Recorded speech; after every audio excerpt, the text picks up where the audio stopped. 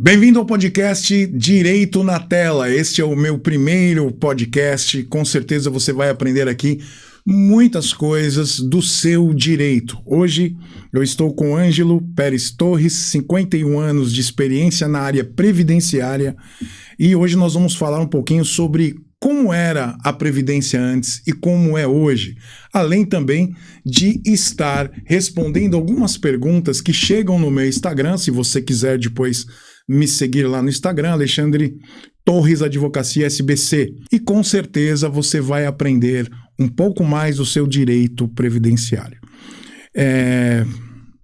Obrigado por estar aqui com a gente.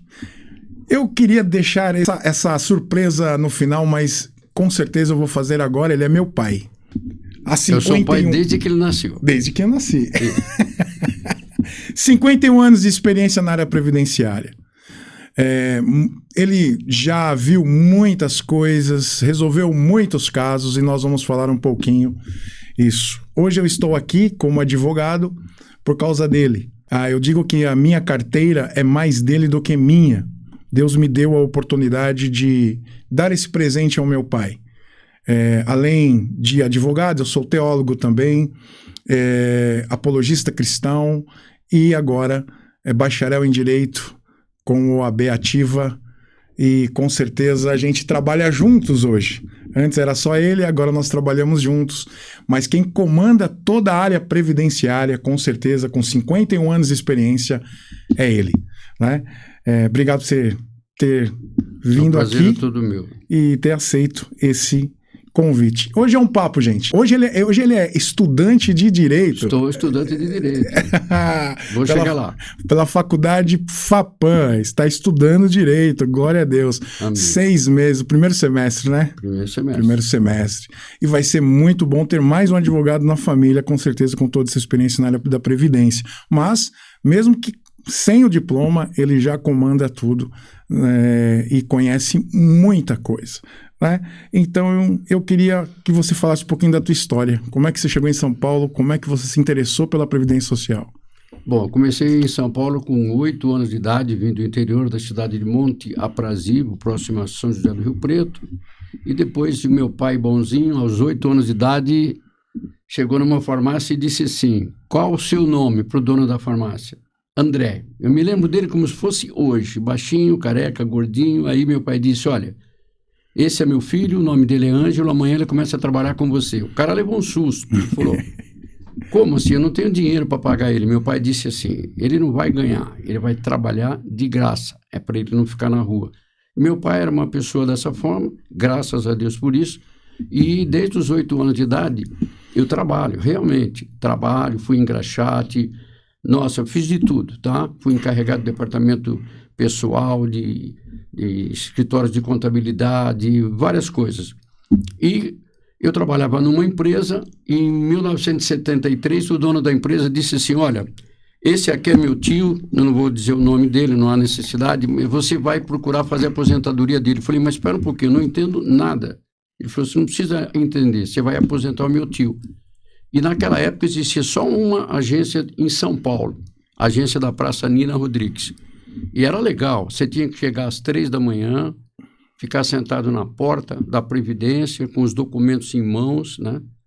E hoje, vocês sabem ali, aquela área é uma área super perigosa, naquela época também era. Porque existiam os ônibus que vinham de todos os estados, eles não podiam estar dentro da estação rodoviária de São Paulo, eles eram descentralizados, eles paravam ali na área do Parque Dom Pedro, os ônibus que vinham do Nordeste, Norte, etc. E nós ficávamos ali na porta da Previdência, esperando abrir às 7 horas, para pegar um dos números. Se você tivesse a chance de conseguir o número, você fazia o seu serviço, senão podia voltar para casa, dormir um pouco mais cedo, para as 3 da manhã estar lá na porta de novo. E essa pessoa que era tio de um dos proprietários da empresa, eu fui umas 5, 6 vezes, faltava um documento, voltava, voltava, até que chegou uma certa hora que eles protocolaram o benefício, daí um tempo saiu. Aí eu falei: bom, ainda bem, eu era encarregado da parte fiscal, da parte de faturamento e do departamento pessoal dessa empresa. Aí ele falou: bom, agora você vai fazer da minha tia. da mulher dele. Eu falei, meu Deus. Mas aí eu já tinha um pouco de prática. Eu já tinha ido 5, 6 vezes, ia e voltava, tinha exigências, etc. Aí fiz a da tia do patrão. E aí eu comecei a divulgar para os meus amigos, né? Não tinha, naquela época, não tinham os telefones que nós temos hoje, os WhatsApp e tudo mais. Eu comecei a divulgar, olha, eu faço isso, então eu comecei a fazer um atendimento na minha casa. Aí você fez a divulgação, é isso? Para todas essas pessoas que eu conhecia, amigos e tal, eu falava, olha, se você precisar de aposentadoria, eu estou mexendo nessa área também. E um passava para o outro naquela época, né? E eu sei que aos sábados eu fazia o atendimento na minha casa, mas era muito legal, porque eu fazia o atendimento para uma média de 20 a 30 pessoas, eu não cobrava nada, e a pessoa, e era na mão, não tinha computador, eu fazia a contagem na mão e eu dava a documentação para a pessoa, ele ia embora, me agradecia por não ter pago nada, 2, 3 dias depois eu encontrava ele no INSS com os documentos que eu fiz todos, dei para eles e eles davam entrada na aposentadoria deles e eu não ganhava nada. Quer dizer, você orientava todo mundo, o pessoal não voltava e eles iam direto lá e já faziam. Fazia de tudo. E minha esposa falou, pera um pouquinho, tem alguma coisa errada. Você fica aqui, não sai, não usufrui do tempo com a sua família e não ganha nada. Então eu comecei a cobrar por atendimento, aí melhorou, né?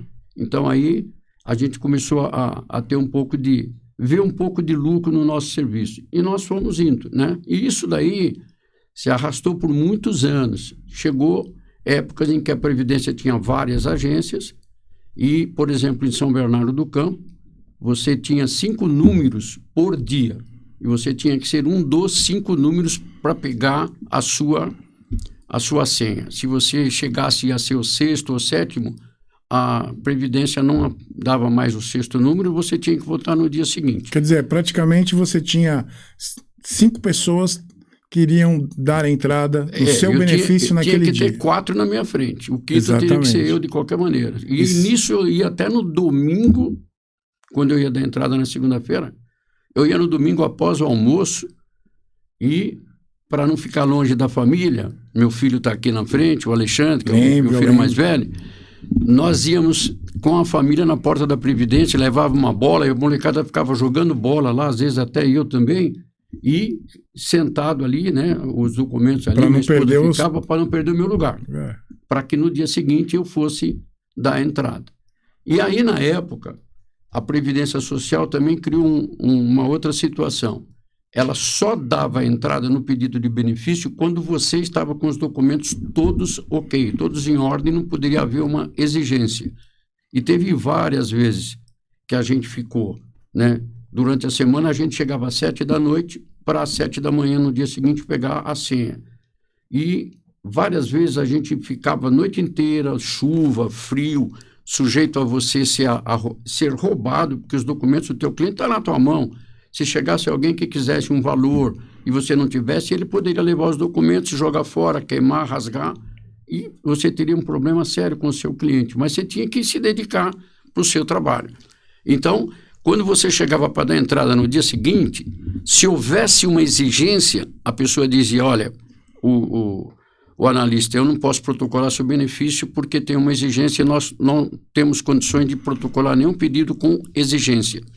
E você abaixava a cabeça e voltava muito chateado, e o próximo que estava atrás da sua numeração é aquele que pegava a senha e dava entrada. Então, era uma coisa assim, bem diferente do que ocorre hoje. Hoje você chega ao ponto de dar entrada em quantas aposentadorias hoje você trabalha de home office, trabalha da sua casa. Eu, por exemplo, eu dou entrada meia-noite, 1, 2, essa semana foi 2 dias que eu trabalhei até 2h30 da manhã.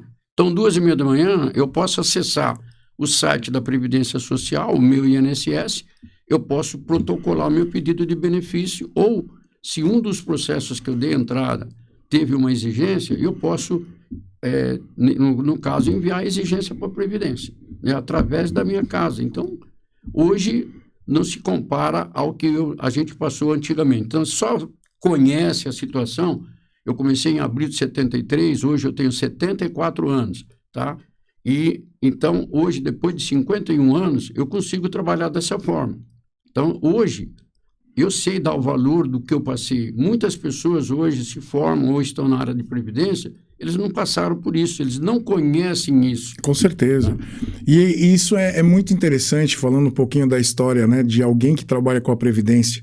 Porque hoje como você disse, a gente peticiona isso de casa, você pega toda a documentação, o trabalho que você tem é de analisar a documentação, passar em PDF tudo isso e peticionar. Então, quer dizer, se você tem 10 aposentadorias ali, você faz também ali no aplicativo MNSS. Antigamente não dava. Você pode analisar assim com bastante tranquilidade, Exato. bastante tempo, porque você não precisa sair correndo cedinho para ir na agência. E fora também que você a questão da contagem de tempo de serviço, né? Exato. Hoje você tem aplicativos, hoje você tem um programa, você consegue fazer um programa, ou até mesmo entrar lá no MNSS e ter aquela contagem deles. Mas, com certeza, o trabalho antes, né, até chegar essa tecnologia, é na mão.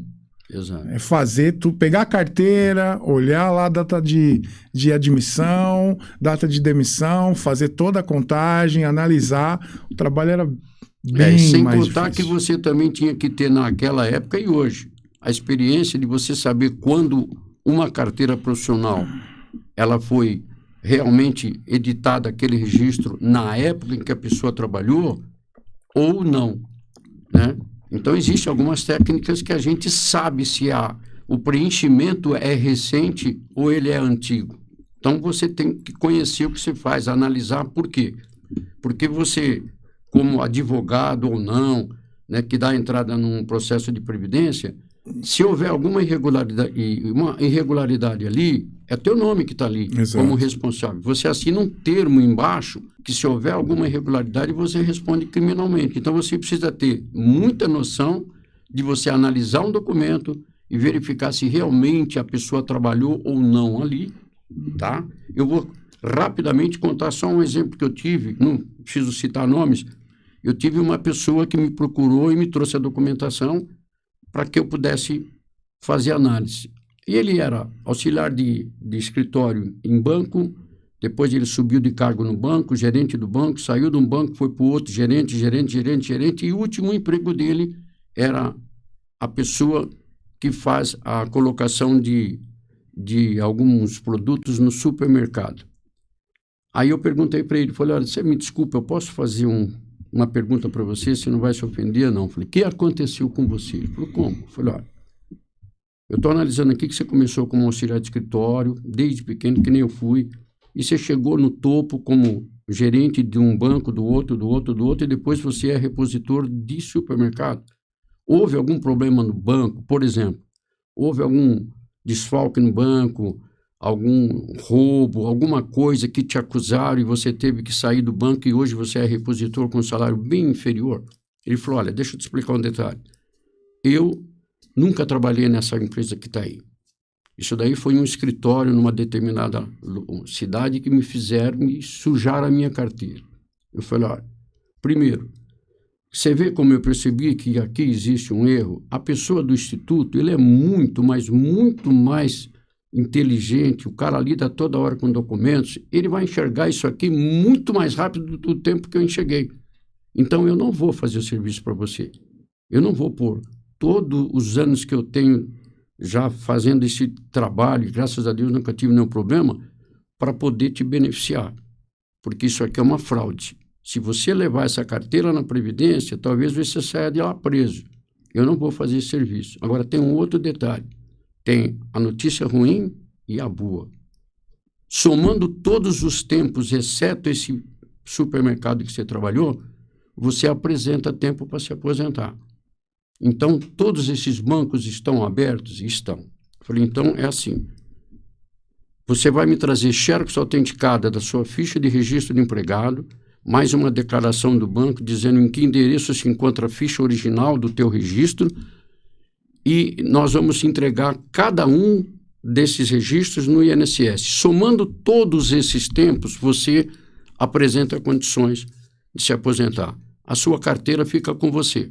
Se você apresentar, você vai ter problema. Se você apresentar as fichas, é a prova que você trabalhou, as empresas são idôneas, são os bancos idôneos, só que vai acontecer o seguinte, Se você trabalhou num banco em Campinas, a Previdência, vamos dizer que você dê entrada em São Bernardo, vai mandar uma comunicação interna para a agência do INSS de Campinas e até o banco, no endereço em que eles colocam que a tua ficha original está, para um funcionário do Instituto ir lá e ver se realmente a ficha existe, se não tem rasura, se é um documento idôneo e ele dá como válido.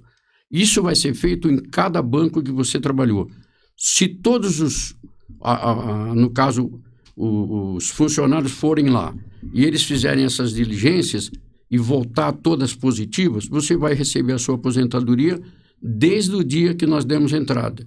Porém, na época, existia uma situação. Falei, quando você dá entrada e tem uma pendência, que é o teu caso, vai ficar uma exigência, você só começa a ganhar a correção monetária daqueles valores retroativos após o seu serviço estar concluído. Ou seja, quando o INSS verificar o último banco que você trabalhou, que tiver faltando e completou, dali para frente você recebe o seu benefício. Eu aposentei ele.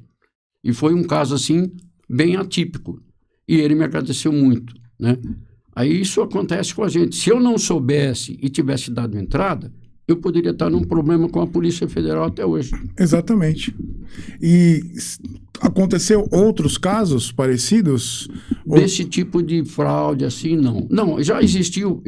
Uma ocasião, eu prestava serviço, eu tinha saído da empresa que eu estava, porque eu estava trabalhando somente como autônomo na minha casa, e prestava serviço a um escritório cujo proprietário já até faleceu. E ele me deixava eu fazer todos os casos era um escritório de contabilidade, dos clientes dele. E eu fazia. Chegou um belo dia, ele me trouxe uma carteira e eu peguei, olhei a carteira e verifiquei que se tratava de uma fraude. Eu vou explicar aqui. Não deveria, mas vou explicar. Acontece o seguinte, quando você escreve numa carteira, você pega uma carteira que a pessoa trabalhou em 1970, 60, tem mais de 10, 20, 30 anos, você pode pôr a mão na língua, fica úmida, passa no registro e aquilo ali não borra, porque é um documento cuja tinta tem 20, 30 anos. Agora, se aquela escrita foi feita recentemente, quando você pôr a mão, ela borra, entendeu? E o cara me apresentou uma carteira profissional de uma senhora que tinha trabalhado há mais de 20 anos atrás. E eu fiquei meio ali, né? Eu vejo o pessoal analisar no instituto, você vai sempre observando, e por que todo mundo passa a mão? Aí um dia você pergunta para alguém. E aí me disseram, não, é assim você percebe quando o registro foi feito recentemente. Aí eu peguei e fui, borrou. Eu falei, pera lá. Chamei o cara. Falei, olha, é o seguinte, eu não vou dar entrada nesse caso aqui. Por quê? Porque esse caso aqui é uma fraude, eu não vou pôr o meu nome aqui. Não, ela é minha prima. Eu falei, então, você conhece ela? Conheço. Então, ó, eu vou preparar o serviço, você vai dar entrada na Previdência. Não, eu quero que você dê entrada. Eu falei, você não entendeu? Eu não vou dar entrada, não é só nesse, em nenhum mais do teu escritório. Eu vou responder por todos os que eu já fiz e que estão em andamento, porque eu sei o que eu faço. Eu não faço nada errado e eu confio no meu trabalho. Agora, se você me deu esse documento, você não teve nenhuma consideração por mim. Claro. Eu tenho família, eu tenho esposa e filhos. E você está me pondo numa situação que amanhã ou depois você vai dizer, não, nem sei o que aconteceu, ele deve ter feito isso. Então, meu filho, olha, a partir de hoje, não vou fazer mais atendimento aqui, termino todos os casos que eu tenho em andamento, porém, eu não quero trabalhar mais com você. Você não tem um pingo de consideração comigo. Falei, não, mas olha, pode, não, imagina, isso acabou. Já aconteceu isso. Então, você que pretende fazer aposentadoria, que você perceba bem aquilo onde você vai pôr a sua mão. É muito sério, tá? É uma responsabilidade muito grande para você e para o teu cliente. Hoje a gente tem as carteiras na digital, então fica um pouco mais... Está melhorando. Está melhorando, né? Então, só para você entender também a dificuldade de quem trabalhava com previdência há tempos atrás. Hoje você está no céu, mais ou menos. Mais ou menos eu tive assim, ó. Mais ou menos. Um caso bem atípico. Meu vizinho, ele chegou para mim e falou assim, você não trabalha? Eu falei, eu não entendi. Não, vejo você o dia inteiro na tua casa, você não trabalha? Eu falei, tudo bem, espera um pouquinho, deixa eu te explicar. Você dorme que hora? 10 da noite. Ó, então faz assim, quando for 2 horas, você acorda, fica aí na área. Você vai perceber que o meu carro está saindo. Eu estou indo embora trabalhar. Aí eu expliquei o tipo de serviço que eu fazia. Ele falou, não acredito. Eu falei, acredita. Por isso que eu vou 3 da manhã, sou um dos primeiros, quando é 9h30, 10 horas, eu cheguei de São Paulo e vou dormir. Porque às 2 ou 3 da manhã eu tenho que levantar de novo. Não, mas fora então, também eu já vi meu pai muitas vezes. Eu vi o pai, ele pegava o serviço, às vezes chegava assim 9 horas, 10 horas, dormia um pouquinho. Aí ele entrava no escritório, que a gente morava lá no bairro dos Casas, lá atrás tinha um escritório pequenininho. 2x2. 2x2, mas lotado de documento. E ele entrava às vezes de um dia, saía só no outro. Eu vi meu pai virar à noite trabalhando. E às vezes virava a noite inteirinha e já levantava para ir para a Previdência, nem dormia. Exatamente. E eu também já passei, ele estava falando sobre a questão de pegar número no INSS, eu já passei dias de dormir dentro do carro, né? A gente tinha um Fusca, né? Eu não sei como cabia todo mundo. É claro que não hoje. Hoje não dá nem para ele colocar o doutor Alexandre no banco de trás. Não dá mais. Exatamente. Né? Mas antigamente tinha eu, meus 2 irmãos. Hoje nós temos uma irmã, mas ela não pegou esse tempo. Mas eu e meus irmãos, nós pegamos esse tempo. De chegar lá na sexta-feira, às vezes, ou na segunda-feira. Sabe? Passar o dia todo, por quê? Porque você não poderia perder o lugar da fila. E se perdesse, você ficaria sem número. Fora as brigas que saíam. Né? Exato. Madrugada, então a gente dormia dentro do carro, ficava lá um bom tempo. Mas foram tempos difíceis que hoje, graças a Deus, a gente colhe os frutos. É verdade. Né? E graças a Deus, nós estamos aqui... Isso sem contar que nós tínhamos que disputar, que a coisa virou um trabalho, né? Lá na Praça Nina Rodrigues tinha um senhor, ele chegou do interior e ele descobriu que podia vender número. Então, ele chamava Seu José, ele já é falecido também. E ele que ele fez? Ele ficou, a mulher e a filha, sentado na porta da Previdência. Quando chegava mais ou menos 5 e pouco da manhã, chegavam algumas pessoas, tinham até alguns advogados na época, que compravam um número, pedia para ele, olha, eu preciso de um número amanhã. Então, a pessoa chegava lá, ele levantava, o advogado ficava como número 1. Aí todo mundo chiava. Mas era um problema dele e da pessoa que estava comprando o número. E ele conseguiu fazer disso uma empresa para ele. Ele começou a pegar os indigentes, sério. Ele pegava 10 indigentes, ele ficava lá, ele levava café, levava pão, levava tudo, e os caras ficavam tudo atrás dele, e ele vendia os 10 números, entendeu? Sério. Brasileiro. Aí ele descobriu a América, porque próximo da Previdência tinha essas, em vez de ser uma casa, como se fala, tipo de uma pensão. Uma pensão. Ele alugou tipo de 3 quartos, né? Tinha várias casas lá da Praça Nina Rodrigues. Ele alugava, ele colocava beliches. Então, o que ele falava para o cara? Olha, você tem cama para dormir, você não vai dormir mais na rua. Eu vou te dar cama, vou te dar comida. E o cara, ele tinha 7, 8, 10 pessoas ali. Então, ali ele arrumou um telefone. Logo que saiu, né, telefones, ele conseguiu um telefone. Além disso, ele tinha um lá que ele tinha alugado lá nessa pensão para ele.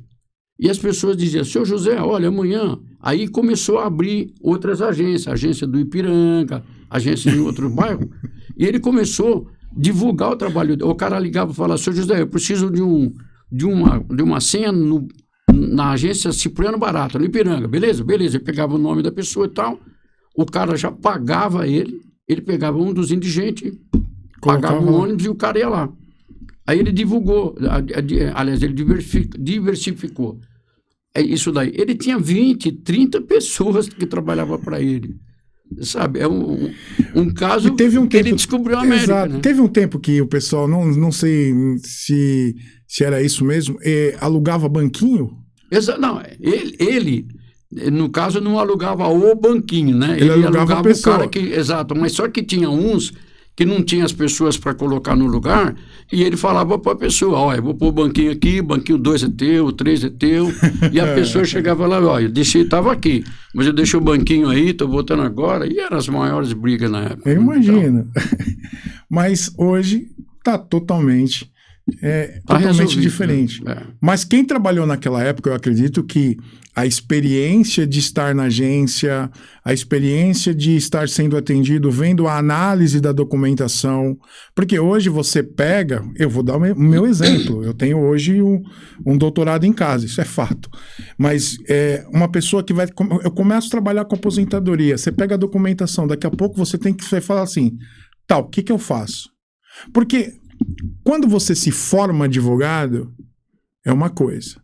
Você tem lá o conhecimento do direito na faculdade, mas a prática você não tem. A prática você pega na rua. Você vai ter que pegar trabalhando, você vai pegar um caso, você vai começar a trabalhar naquele caso, você precisa também de conhecimento de outras pessoas para que te oriente, né? Então, o fato é que nós temos a OAB, o número da OAB ativa, e quando você pega a sua carteira, você pergunta assim, tá bom, e agora? O que eu faço?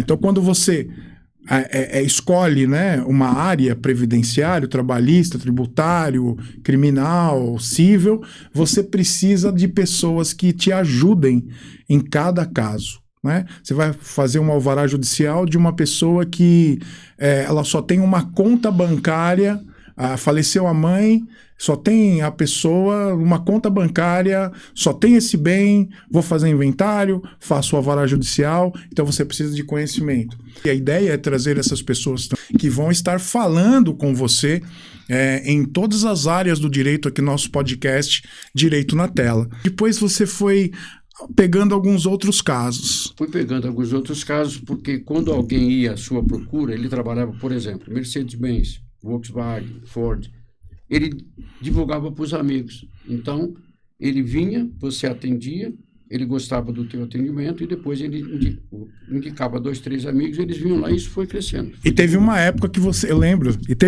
que você atendia no estacionamento dos ônibus, né? Exato. Eu comecei a trabalhar, por exemplo, para muitas pessoas que eram da Ford, né? Então, eles não permitiam que eu, como não sendo funcionário, entrasse dentro da empresa da Ford.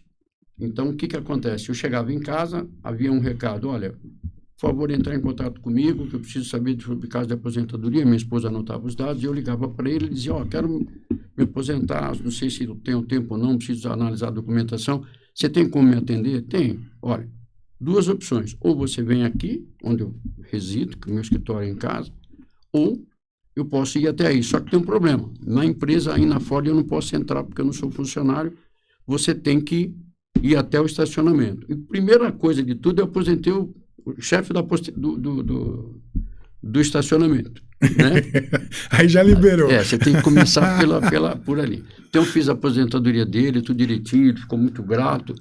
Aí, qualquer pessoa que precisava falar comigo, eu dava o telefone da pessoa, o nome da pessoa, eles diziam, olha, eu preciso entregar um documento aí para o seu Anjo. Aí eu chegava lá, tipo, 2 horas, eu ligava para o ramal da pessoa, aí a pessoa ia lá e me entregava a documentação. E teve uma ocasião que, isso em 1986, eu fiz a aposentadoria de uma das pessoas que tinha um cargo bem alto na Ford, e ele disse para mim, olha, eu preciso fazer a minha aposentadoria. Aí, nesse dia eu entrei, fui até a sala onde ele estava, ele falou comigo, aí ele pegou e falou para mim, olha, a minha documentação está aqui, eu não moro aqui, eu moro em Taubaté, eu preciso de fazer a minha documentação, e você pode ver? Posso? Ele falou, não, porque o que acontece?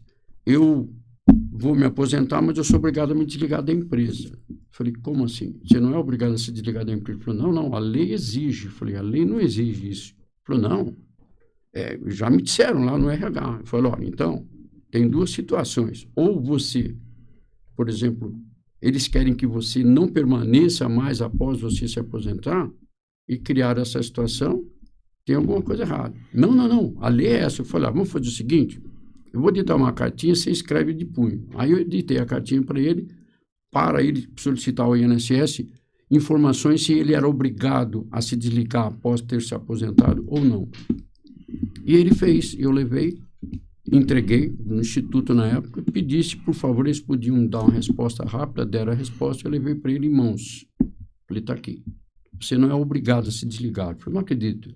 Sério? Eu falei, sério. Ele falou, eu já estava preocupadíssimo, porque a renda dele era bem alta, e ele já estava preocupado em quê? Qual é a empresa que ele iria trabalhar para tentar ganhar aquilo ou se aproximar do salário da Ford. E, com essa situação que eu fiz para ele não precisava se desligar, ele podia trabalhar o tempo que ele quisesse, sem precisar sair da empresa. Aí ele foi até o RH, mostrou tudo, aí tiveram que aceitar a situação, ele aposentou e continuou lá, ele virou para mim e falou assim, você quer atender o pessoal da empresa aqui dentro? Eu falei, é o que eu mais queria, porque eu estou cansado de parar lá fora no estacionamento, né? Aí ele localizou uma sala lá dentro, porque a Ford era uma empresa muito boa. Era assim, muitos empregados tinham carro, tinha que sair para fazer naquela época, fazia o licenciamento do carro, eles iam até um despachante, um outro funcionário ia num dentista e tal. E a Ford, ela deixou o dentista montar o consultório dentro da Ford, não sendo funcionário da Ford, ele era autônomo. O funcionário saía do setor, ia no dentista e voltava a trabalhar. Então, o funcionário em si, por exemplo, do despachante, era a mesma coisa. Lá dentro tinha despachante autônomo. Então, passou a ter o meu trabalho autônomo. Entendeu?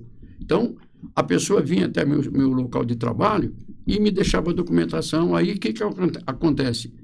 Eu tinha, por norma, chegar lá meio-dia, ficava até 5 horas da tarde, mais ou menos. E eu dava para atender o pessoal das 7 às 17 que trabalhava. Só que tinha uma outra turma que entrava das 14 às 22 e tinha uma outra turma das 22 às 6. Então, eu conseguia pegar as duas primeiras turmas, das 7 às 17, a outra das 14 às 22 já estava para me pegar, e o pessoal da noite começou a reclamar. Aí pediu se eu não podia mudar meu horário. Então, eu fiquei das 12 até às 22 todo dia. O pessoal que ia entrar às 22 chegava às 20. Então, eu fazia os três setores. Eu fiquei 3 anos lá dentro, assim. E a Volkswagen depois, com a Ford, uniu e montou a Auto Latina. E a Auto Latina, lá dentro da Volkswagen, tinha um serviço de benefícios que fazia os benefícios para os funcionários da Volkswagen.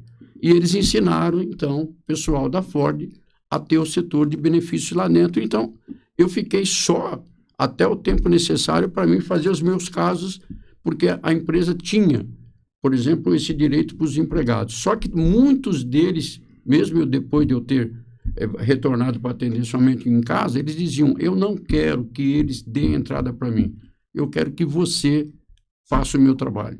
E eles faziam uma declaração que eles estavam abrindo mão do convênio que eles tinham para que eu fizesse o serviço. E assim foi.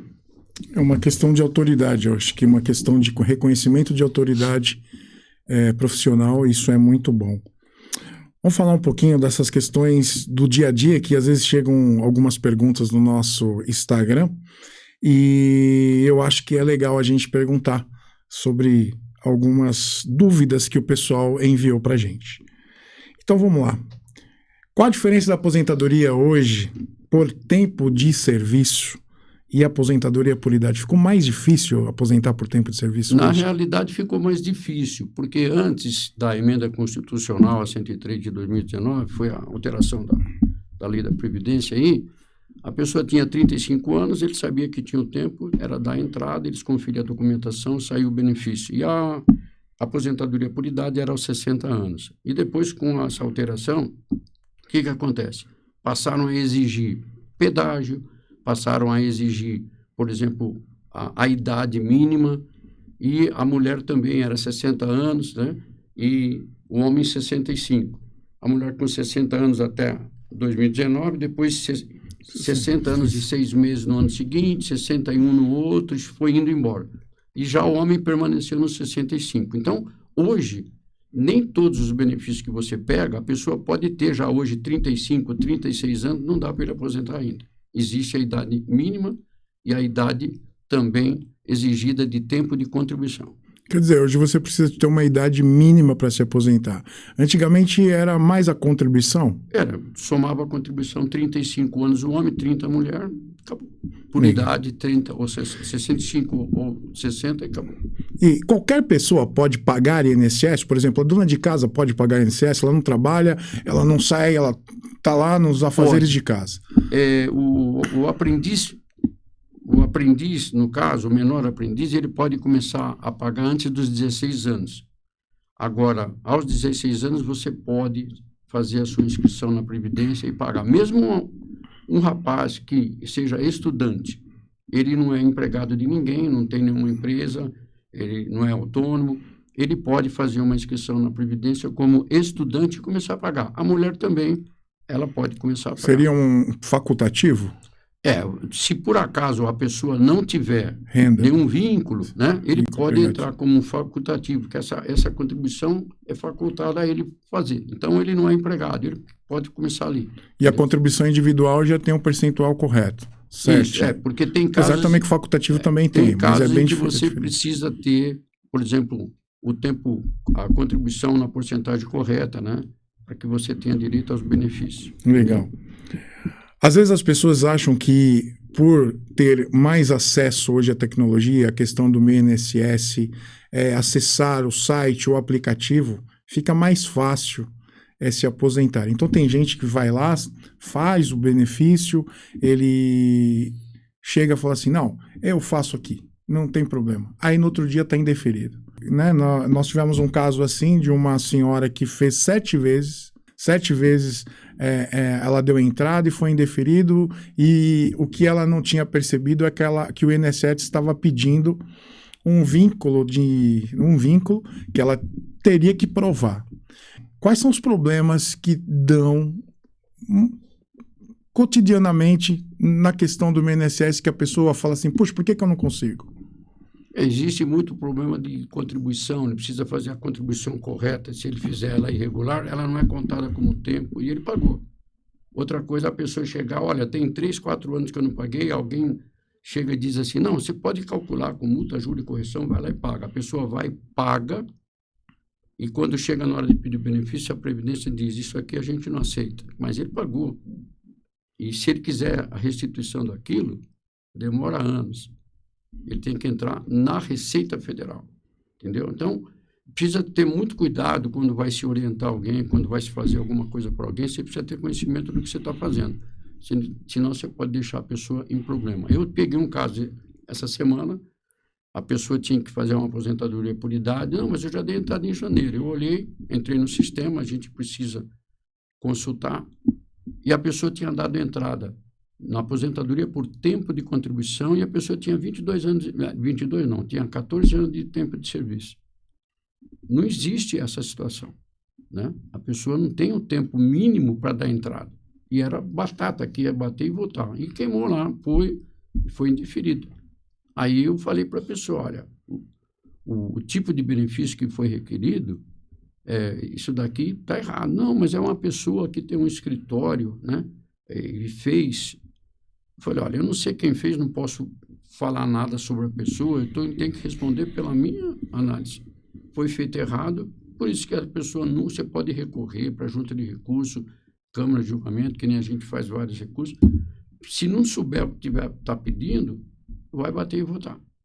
Então, tem muito disso. A pessoa recolhe.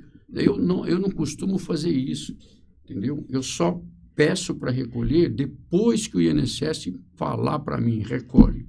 Aí eles estão pedindo. Então, eu não vou dizer para a pessoa, paga para mim depois pedir. Primeiro eu peço para depois mandar pagar. Entendi. E a questão também de muitas pessoas perderem o benefício. Às vezes a pessoa tem 15 anos de contribuição. E o homem, né? Faltando 1 ano para completar lá 65 anos e ele falece. Só que ele tinha sido orientado a parar de pagar porque ele já tem os 15 anos de contribuição.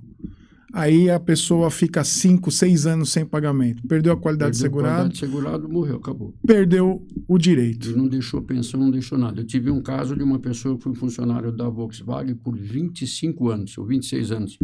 E a Volkswagen deu o chamado pacotão entre os metalúrgicos. Não, olha, você, para cada ano trabalhado, nós te damos 2 salários. Pegou um valor bem alto e parou de trabalhar com 25 anos de contribuição. e 3 anos e meio depois, ou 4 anos, ele teve um atropelamento e ele morreu. Ele não deixou um centavo para a família. Antigamente, até era abril, fevereiro de 92, se eu não me engano, ou 94, me foge a época exata agora. Funcionava assim: se você, por exemplo, teve alguém na sua família que faleceu, você pegando a carteira profissional dele, ou se ele foi autônomo, ou se ele foi sócio de alguma empresa, se ele contribuiu pelo menos 12 meses, ele teria, no caso, direito de deixar um salário mínimo para a viúva. Então, por exemplo, ele trabalhou de janeiro a março numa empresa, saiu, ficou 7 meses desempregado, depois trabalhou mais 4 meses em outra. Então, soma aqueles 3 meses com aqueles 4, porque não houve uma interrupção superior a 12 meses, ele não perdeu a qualidade de segurado. Então, somando as contribuições, desde que não houvesse a perda de qualidade de segurado, e ele provasse 12 contribuições, o INSS dava direito a um salário mínimo que eu... Ministro, se estiver ouvindo esse podcast, né? Desculpa a minha pronúncia. Imagina. Olha, ativa novamente essa lei, porque dá dó. Tem pessoas que trabalham 10, 15 anos, pagou a contribuição, perdeu a qualidade de segurado, morreu e não deixa um centavo para a família. E naquela época, ele deixava pelo menos um salário mínimo. Eu tive um caso, eu sou cheio dos casos. Mas também 51 anos de experiência. Eu tive um caso que a pessoa chegou para mim e falou assim, casos. Olha, eu queria ver se você resolveu o problema da minha mãe. O que é? Minha mãe, ela joga baralho, faz de tudo e eu tenho que dar o dinheiro, Toda vez que ela vai, eu tenho que dar o dinheiro. Ela vai na sexta, volta no domingo. E ela precisa ter uma renda, né? Ela é minha sócia. E tem condições de aposentar ela e tal? Eu olhei e falei, não, ela não tem condições porque ela é sua sócia e não tem retirada pro labore, só você tem. Então, só você aposenta, ela não. Então, não, mas ela tem que ter alguma coisa. Eu falei, e seu pai não é aposentado? Não, meu pai morreu faz mais de 20 anos. Escuta só, faz mais de 20 anos. Quando, mais ou menos? Que o teu pai... Isso foi por volta de 70, o pai dele tinha morrido por volta de 50 e alguma coisa. Eu falei, o que teu pai fazia? Meu pai, ele tinha uma carroça na rua, ele pegava ferro velho e pegava tudo quanto era lixo e vendia no ferro velho, então, os fios, o cobre, o ferro, o alumínio, tá. Falei, bom, teu pai tinha o quê? Uma carroça. Era puxada por animal? Era. Então, naquela época, existia o DETRAN, chamava DST, Departamento Social do Trânsito, se eu não me engano, Serviço de Trânsito. Eles exigiam que tanto bicicletas tivessem uma plaquinha, carroças, que nem do seu pai, tivesse uma placa, ele pagava uma contribuição ali, uma licença para ele ficar o ano todo trabalhando com aquilo, era um veículo de tração animal, que a gente chamava, falei para ele. Então, ele não pagou nada, não, ele tinha lá uns cartãozinhos de selo do IAPTEC, eu falei, exatamente, né? Instituto de Pensões de Empregado de Transporte de Carga, isso que ele fazia era uma carga que ele pegava e tal. Isso daí não tem? Não, deve ter lá e tal, mas faz mais de 20 anos que ele parou de pagar. Eu falei, posso ver esses documentos? E ele trouxe. Com aquelas cartelas do IAPTEC, com número, eu consegui, com os dados do pai dele, levantar uma certidão lá no Departamento de Trânsito, no nome do pai dele, que o pai dele pagou vários anos, e aquelas cartelinhas passou de 12 meses sem ele perder a qualidade de segurado. Aí eu dei entrada e a mãe dele teve a pensão tão desejada.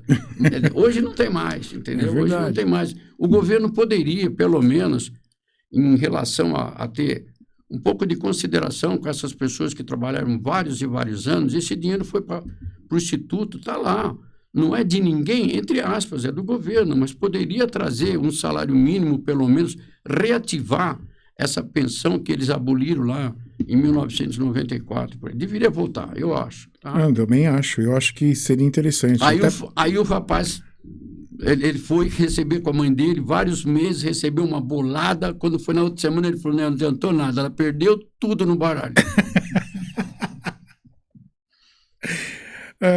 E além disso, a gente sabe que o valor que se paga na pensão hoje não é como antigamente. Exato. Hoje é só 60% por exemplo, se ele ganha um valor e na hora que fizer o cálculo for 60%, calculado 60%, se for inferior ao salário mínimo, a viúva recebe um salário mínimo. Agora, se ele ganha tipo R$5.000 hoje, faleceu, ela vai receber 60% dos R$5.000. Antigamente, não.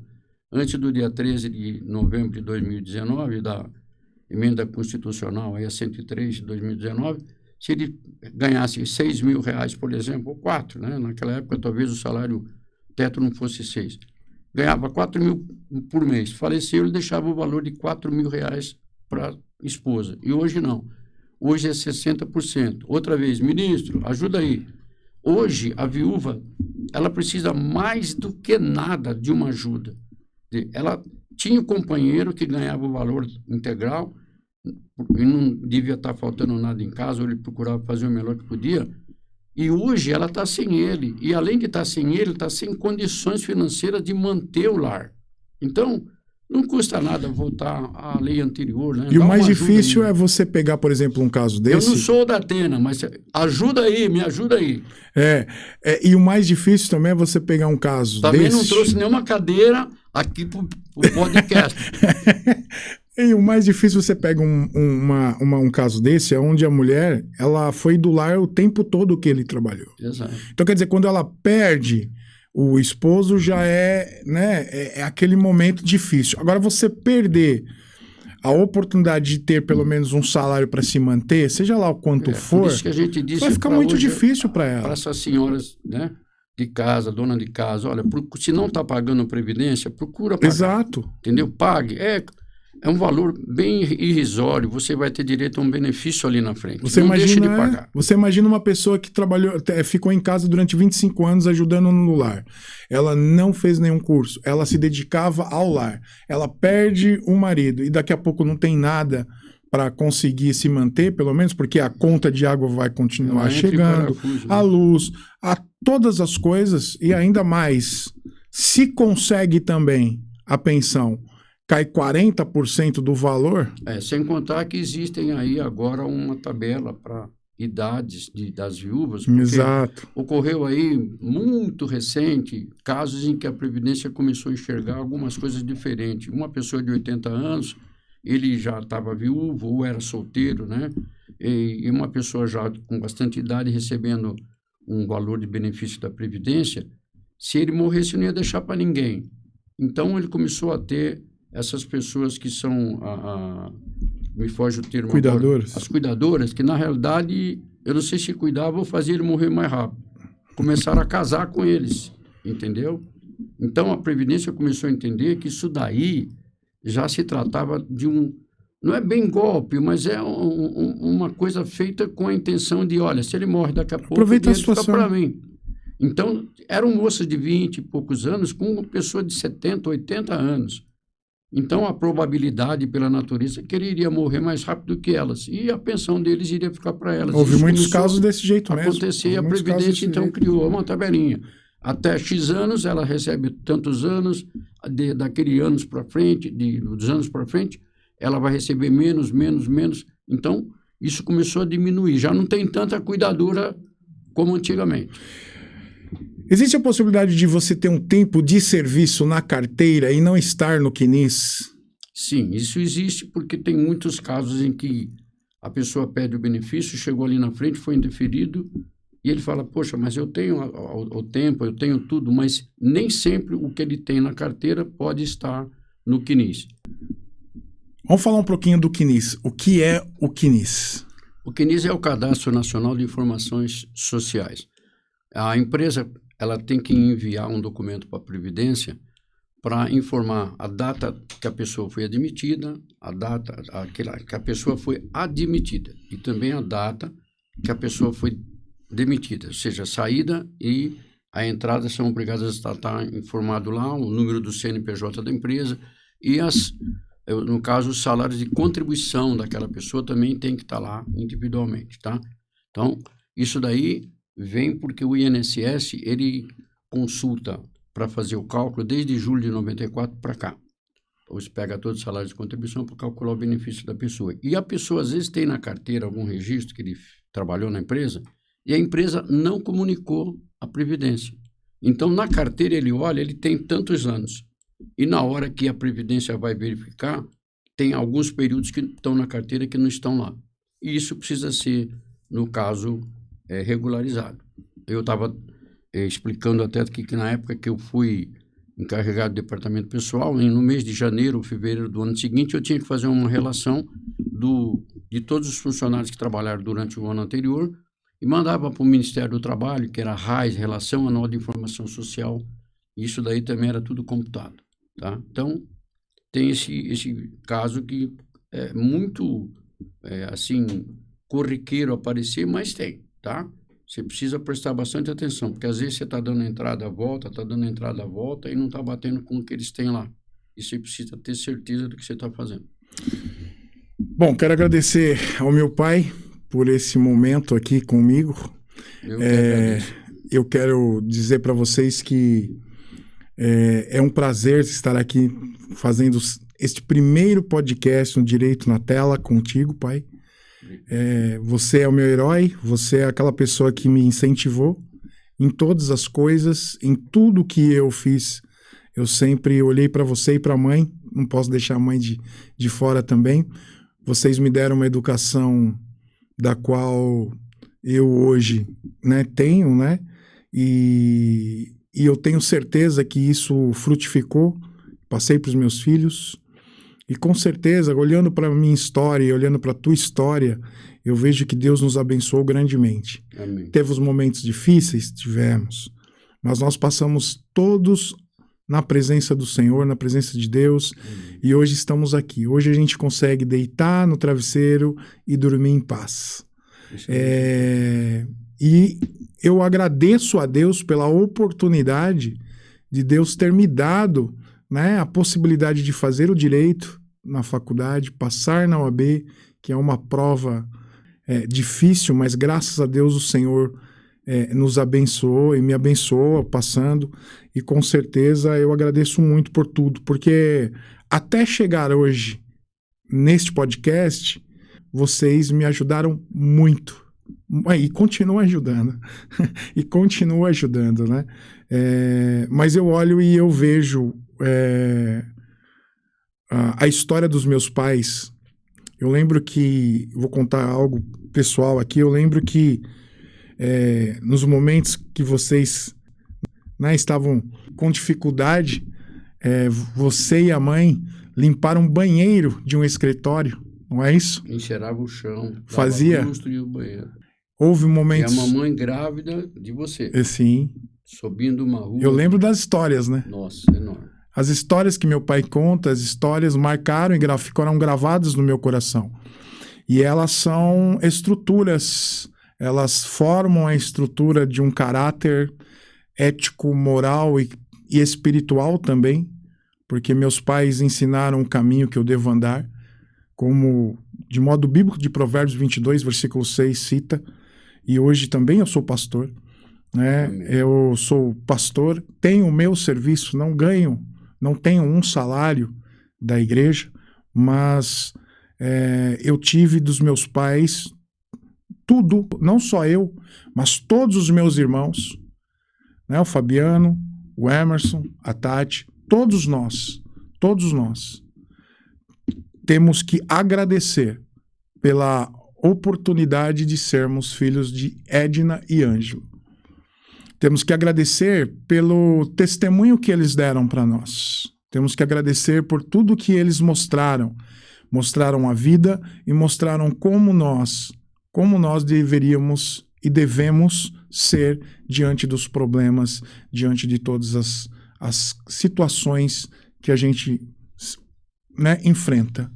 Eu quero agradecer, pai. Muito obrigado por você ter feito tudo isso. E agradeço também a oportunidade. E vou falar rapidinho uma coisinha aqui.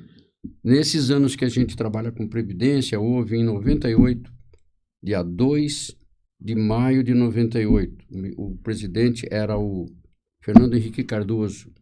Chegou no INSS o seguinte: todos os benefícios que estiverem para ser concedidos, pode estar na mesa do funcionário, e os que estão em análise, os que estão, por exemplo, em junta, em recurso, e tiver, no caso, DIRBEM 8030 ou SB 40, tiver algum período de área especial, é para indeferir. Não é? Ele não falou, coloca de lado até a segunda orientação. Ele mandou indeferir. Eu fiquei por 2 anos, esses processos foram indeferidos, eu fiquei lutando, fazendo recurso e tudo mais, sem ganhar nada. E meus filhos, tá aí o Alexandre, me levavam cesta básica em casa. Então, agradeço a eles também. Mas por tudo que eles fizeram pela gente durante todo o ano, eles sustentaram a gente, e você tá vendo que fui muito, muito bem sustentado. A gente tem que agradecer a Deus no momento que nós levantamos, que estamos aqui. Verdade. E agradecer os nossos filhos também, porque na hora que a gente necessita, a gente precisa deles, eles estão ali, a gente também está lá, a gente vai se dando a mão um para o outro. É isso. Tá? Queria agradecer também a alguém que nos ajudou também a fazer esse podcast, Fabiano Torres, meu irmão, Fabiano Torres Imóveis. Você que precisa comprar um imóvel, vender, alugar, liga lá para ele no 11 98077 9037. Eu acho que é 90, só um minutinho. Não, 9937. Vou falar novamente. 11 98077 9937 ou acessa o site fabianotorresimóveis.com, tá bom? E eu espero que você tenha gostado do nosso podcast Direito na Tela. Esse é o primeiro episódio, em breve a gente vai ter muita gente aqui que vai agregar conhecimento para você. Eu quero agradecer a todos, muito obrigado, pai. Obrigado mesmo, a gente vai fazer outros podcasts aqui com certeza juntos, e eu sei que esse é o primeiro de muitos.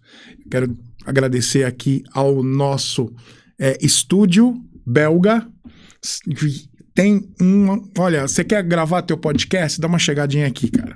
Você vai conhecer o pessoal é gente fina, o pessoal vai te dar atenção, o pessoal vai gravar, vai fazer uma edição excelente e vai ser muito bom. Quer começar um podcast? O lugar é esse, Belga Studios, tá bom? Depois a gente vai também colocar na telinha aí para você todas as informações do estúdio, vai estar aí na descrição também do nosso vídeo. Quero agradecer a todos, agradecer a Deus por essa oportunidade. Deus abençoe. Muito obrigado. Obrigado, até a próxima.